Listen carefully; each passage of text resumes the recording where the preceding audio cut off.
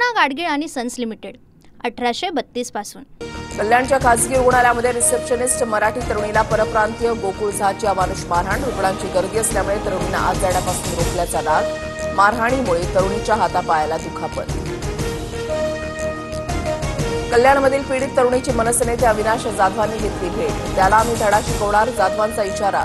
उपचाराची जबाबदारी घेतली। शेतकऱ्यांकडून शासन 1 रुपया घेतं म्हणजे शेतकरी नाही तर शासनच भिकारी आहे। स्पष्टीकरण देताना कृषी मंत्री माणिकराव कोकाटेंची गल्लत। मंत्र्यांनी अशी वक्तव्य करणं चुकीचं। महाराष्ट्राची अर्थव्यवस्था अत्यंत उत्तम।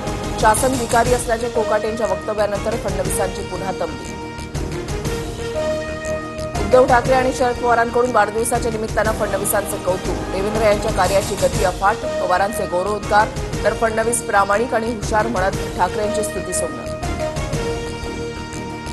महाराष्ट्रामध्ये आपण वैचारिक विरोधक, कुणीच कुणाचा शत्रू नाही। शरद पवार ज्येष्ठ नेते, त्यांनी कौतुक करणं माझ्यासाठी मोलाचं।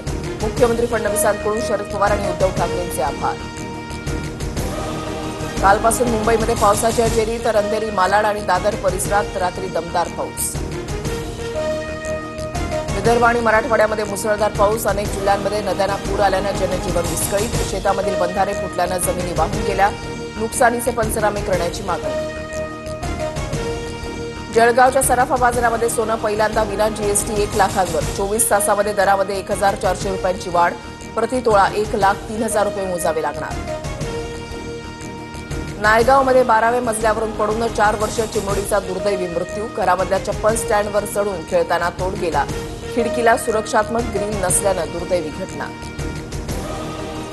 पर्यावरणपूरक गणेशोत्सवासाठी मुंबई महानगरपालिका सज्ज। मंडप परवानगीसाठी ऑनलाईन अर्ज सादर करता येणार। 1 खिडकी प्रणाली सुरू।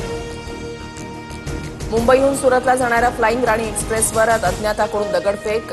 घटनेमध्ये कुणीही जखमी नाही। वैतरणा रेल्वे स्थानकादरम्यानचा प्रकार। आरपीएफ पोलिसांकडून तपास सुरू।